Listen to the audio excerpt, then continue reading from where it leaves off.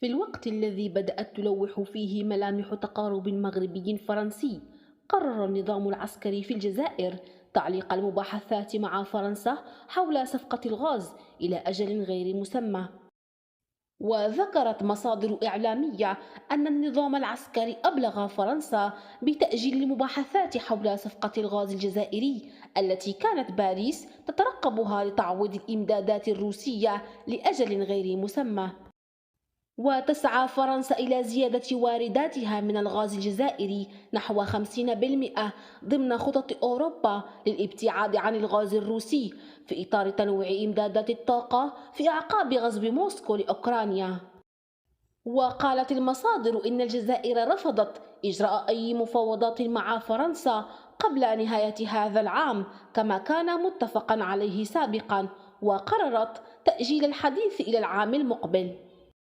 ولم تستبعد المصادر أن يكون هذا القرار مرتبطا بعمليات ابتزاز لفرنسا تهم في شقها الأساسي ملف علاقات باريس والرباط، وفي شق آخر مطالبة النظام العسكري من فرنسا تسليمها المعارضين الجزائريين وعلى رأسهم زعيم حركة القبائل مهنا الذي يبقى أن أدانه القضاء العسكري هذا الأسبوع.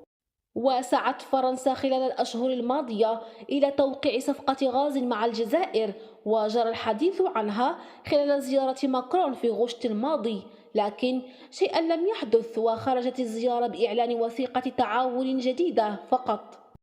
وأعادت باريس إحياء الأمل في التوصل إلى صفقة الغاز الجزائري مع زيارة رئيسة وزراء فرنسا إليزابيث بورن إلى الجزائر في أكتوبر الماضي على هامش منتدى الأعمال الفرنسي الجزائري الذي انتهت فعالياته أيضا دون أي إشارات جديدة.